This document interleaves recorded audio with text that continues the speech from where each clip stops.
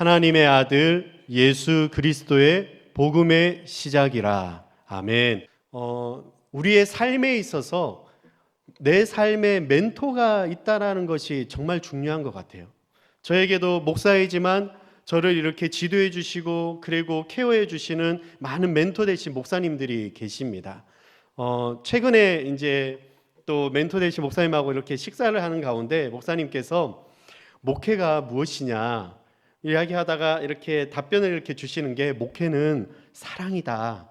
근데 되게 당연히 목회는 사랑이지. 근데 그 사랑이라는 말 안에 제가 보니까 이게 막 그냥 너무 좋고 막 행복한 그게 다가 아니더라고요. 보면 그 안에 한 성도를 위해서 영혼을 위해서 밤낮 잠자지 못하고 밤새우면서 정말 이렇게 기도하고 케어하는 그 마음에 이렇게 진심으로 있구나.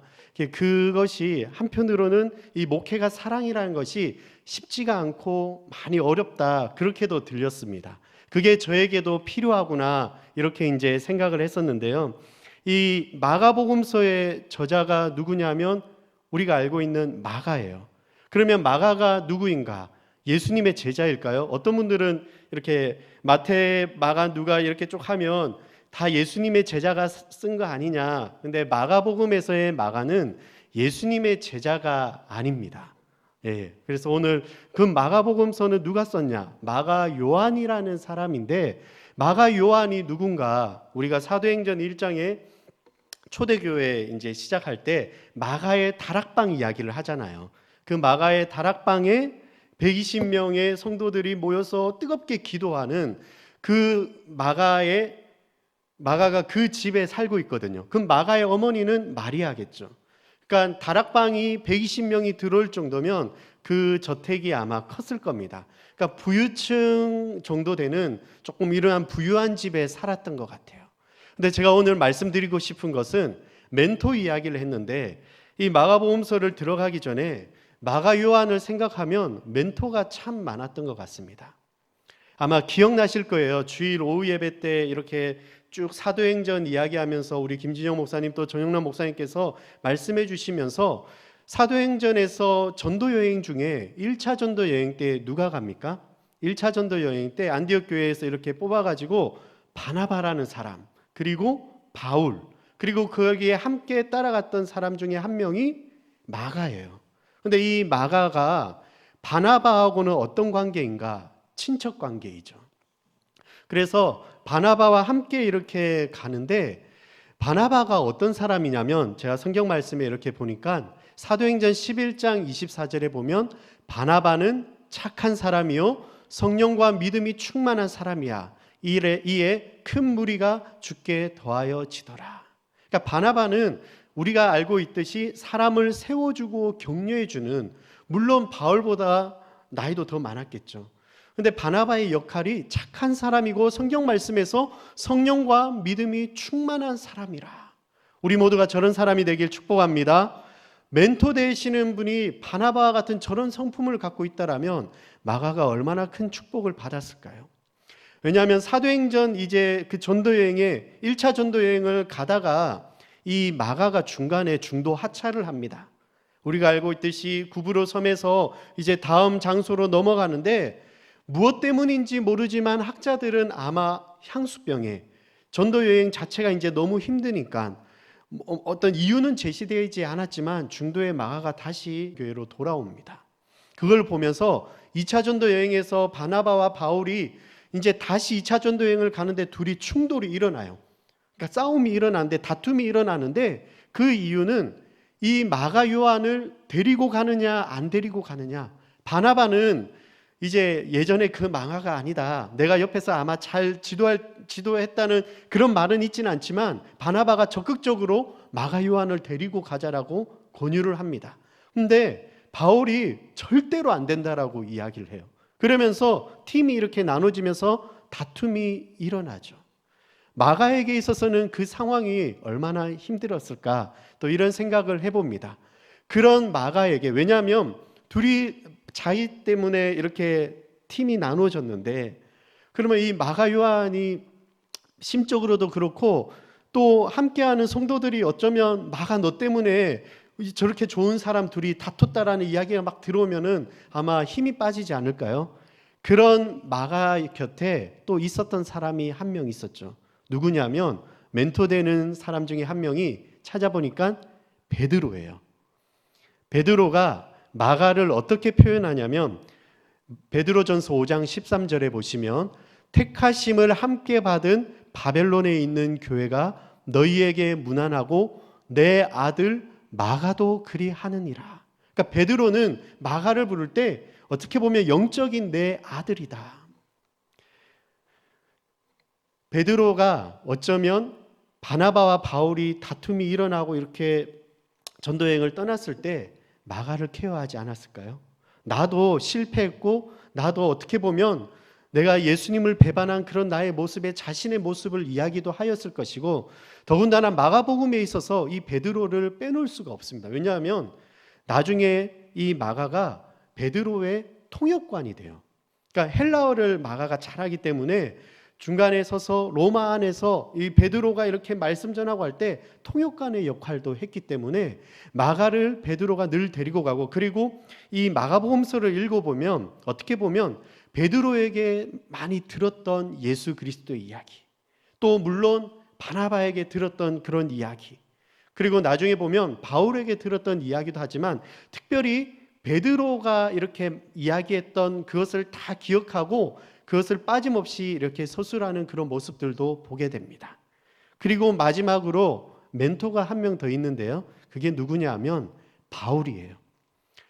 바울이 절대로 마가 요한을 데리고 갈 수 없다 하지만 그러면 둘이서 이제 더 이상 나는 너를 보지 않을 거야 이것이 아니라 나중에 디모데후서 4장 11절에 보시면 디모데후서가 바울이 이제 로마의 감옥 안에 있을 때 마지막으로 이제 편지를 쓴 내용인데 거기에 디모데에게 뭐라고 하냐면 누가만 지금 나와 함께 있느니라. 누가에게 이제 디모데에게 내가 올 때에 마가를 데리고 오라. 그가 나의 일에 유익하니라. 그러니까 이미 그 이후에 시간이 지나면서 바울에게 있어서도 이 마가가 많이 성장했고 그 마가 옆에 바나바가 있었고 마가의 삶이 많이 바뀌어 있고 나에게 유익한 사람이란 것을 바울이 알고 있었던 것입니다. 자, 그러면 이 마가 요한이 마가복음서를 써내려 갈 때 자기의 멘토 대신 물론 아버지 되시고 스승 되신 베드로도 있었고요. 그리고 삼촌인 바나바도 있었고 그리고 마지막 사역에 유익하다라고 마가를 데리고 오라 한 바울도 있었고 얼마나 축복받은 사람이었겠습니까? 그러면 이 마가복음서를 이제 마가 요한이 저자라고 했잖아요. 그러면 누구에게 당시의 시대적 배경으로 어떠한 사람에게 이 마가복음서를 썼을까? 한마디로 이야기하면 로마 시대에 있는 민족들이 이렇게 가운데 핍박과 환란의 시대에 이렇게 있었어요. 당시에 역사적인 사건이 하나가 있는데 그게 뭐냐면 AD 64년에 보시면 로마에 대화재가 일어납니다. 그러니까 거의 한 로마의 한 3분의 2 이상이 이렇게 타게 되는 네로 황제가 어떻게 보면 조금 이렇게 정신적으로 이상해졌는지 모르겠지만 방화범으로 이렇게 몰아가요. 그러니까 사람들이 저 네로가 지금 불을 질러서 이렇게 지금 전체적으로 다 탔다. 당시에는 뭐 소방관이 많이 있는 것도 아니고 어떻게 보면 역부족인 가운데 그냥 작은 불이 아니라 대화재가 일어납니다. 그러니까 어떻게 보면 황제의 입장에 있어서 이 민심을 바꿔야 되잖아요. 그래서 이때다 싶어서 어떻게 바꾸냐면 이 화재가 일어난 것은 저 기독교인들 때문에 화재가 일어난다. 저 기독교인들을 다 잡아서 처형해야 된다. 그러면서 대핍박이 일어납니다. 콜로세움 경기장에 이렇게 보면 스포츠 같은 그런 경기장이지만 예수님을 믿는 그 기독교인들을 다 잡아가지고 그 자리에서 세우기도 하고 동물의 먹이가 되기도 하고 여러 가지 이제 이 핍박과 아픔과 이 고난의 연속이 시작되는 가운데 그 AD 64년 그리고 추측해서 AD 65년 이후에 이 마가복음서를 고통과 환란이 있는 가운데 마가복음서도 쓰게 되고요. 베드로전서도 그 가운데 이렇게 쓰게 됩니다.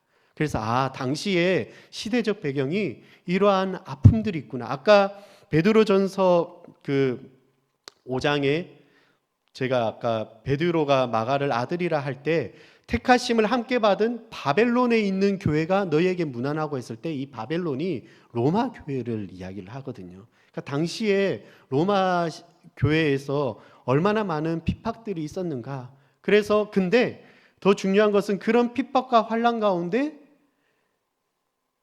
예수님을 믿는 우리 믿음의 사람들은 더 날로 날로 부흥했다라는 것입니다.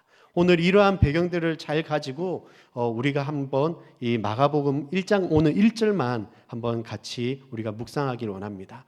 1절이니까 제가 오늘 저 말씀을 우리가 좀 외웠으면 좋겠습니다. 하나님의 아들 예수 그리스도의 복음의 시작이니라.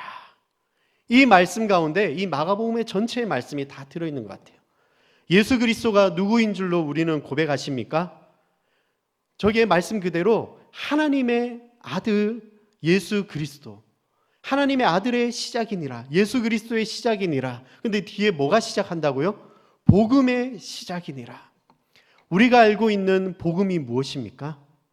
진리 되신 예수님, 생명 되신 예수님께서 나의 죄를 위하여 이 땅에 오시고 십자가에 못 박혀 죽으시고 3일 만에 다시 살아나셔서 부활하신 그 예수님을 우리가 믿고 있는 이 사실을, 이 복된 소식을 나만 믿는 것이 아니라 주위에 있는 모든 분들, 믿지 않는 사람들에게 이 소식을 전하는 것이죠.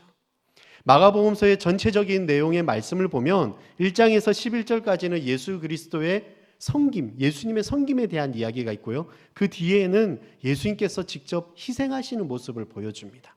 그 가운데 복음이 우리는 굿뉴스, 좋은 소식, 기쁨의 소식이라고 하는데 여기에 복음의 한 가지 더 숨은 뜻이 있습니다.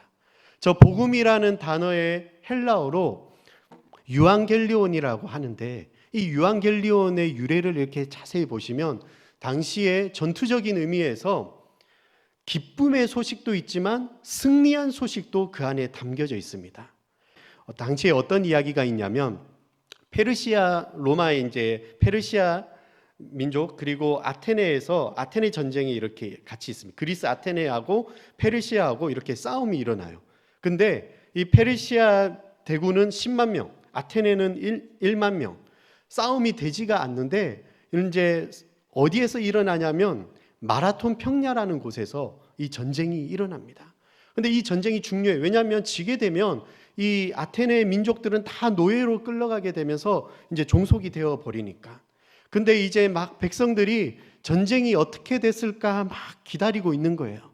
근데 동이 틀 때 미명의 저 끝에서 한 명의 병사가 막 달려옵니다.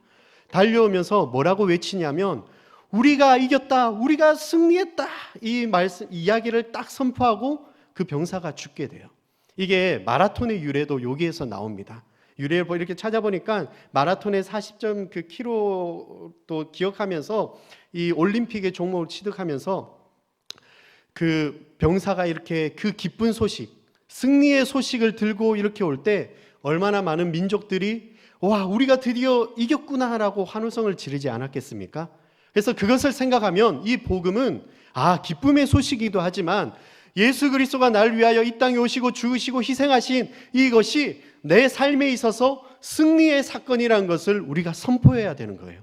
그래서 1장 1절을 우리가 하루를 시작할 때 하나님의 아들 예수 그리스도의 복음의 시작이니라 이러면 내 삶 가운데 승리하신 예수 그리스도의 이름을 선포하시길 축복합니다.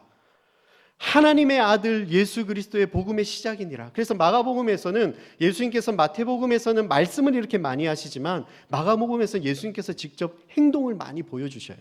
그 안에 이적들도 많이 이렇게 보여주시고 제자들이 이렇게 보여줘도 잘 못 알아들으니까 예수님께서 치유하여 주시고 귀신을 쫓아내시고 내가 하나님의 아들이라는 것을 보여주게 되는 장면들이 많이 있습니다. 오늘 저 말씀이 하루를 시작하면서 우리의 삶에 내 영혼을 깨우며 내가 믿는 예수 그리스도 하나님의 아들이시며 예수 그리스도의 복음이 내 안에 승리케 하시는 기쁨의 복된 소식이 있다는 것을 믿으시고 선포하시는 우리 성도님들 되시길 축복합니다. 한 가지만 더 보시면 하나님의 아들이라고 했어요. 당시 그 시대 때 로마 시대 때 그런 배경들을 보면 핍박이 있는 가운데 오늘 마가 요한이 하나님의 아들이라고 이야기를 합니다. 당시 배경적으로 보면 신의 아들, 그러니까 황제에게만 칭하는 그런 호칭이었던 것이죠. 근데 예수 그리스도를 믿는 이 기독교인들에게 있어서 하나님의 아들, 유일하신 하나님의 아들은 한 분, 예수 그리스도밖에 없다라는 것을 전파하는 거예요. 근데 나중에 보시면 마가복음 1장 1절이 하나님의 아들 예수 그리스도의 복음의 시작이라 이렇게 시작하는데, 마지막 절에 보시면 마가복음 15장에 이제 예수님께서 십자가에 달리셔 돌아가실 때, 죽으실 때 백부장이 한 명 있었습니다. 로마 군사죠. 근데 그 백부장이 뭐라고 하냐면, 예수를 향하여 섰던 백부장이 그렇게 순지심을 보고 이르되 이 사람은 진실로 뭐라고 했죠? 하나님의 아들이었도다 하더라. 하나님의 아들이신 예수 그리스도께서 행하시는 모든 것들을 우리가 믿으며 그 예수님을 마음속에 새기시며 내 삶 가운데 고난과 역경이 있더라도 흔들리지 않은 이 신앙을 붙들고 내가 주님 앞에 나아가겠다라는 그러한 결단이 있으시길 축복합니다. 말씀을 정리하겠습니다. 오늘 우리가 마가복음서 이제 다음부터 들어가는데, 들어가기 전에 제가 멘토가 있어야 된다라고 했죠. 마가 요한에게 있어서의 멘토에 되는 스승들이 누구라고 했죠? 바울도 있었고 바나바도 있었고 베드로가 있었듯이 우리 많은 목회자들에게 내 삶에 일어난 많은 일들 기도 제목도 부탁하시고요. 그리고 오늘 1장 1절에 있는 하나님의 아들 예수 그리스도의 복음의 시작이라, 기쁜 소식이 승리의 소식으로 내 삶 가운데 어둠의 세력에게 넘어지고 지는 것이 아니라 저 말씀을 선포하시면서 내 안에 예수 그리스도가 있기 때문에 나는 승리했다라는 이 말씀을 붙들고 승리하시는, 성령 충만하시는 우리 성도님들 되시길 축복합니다. 기도하시겠습니다.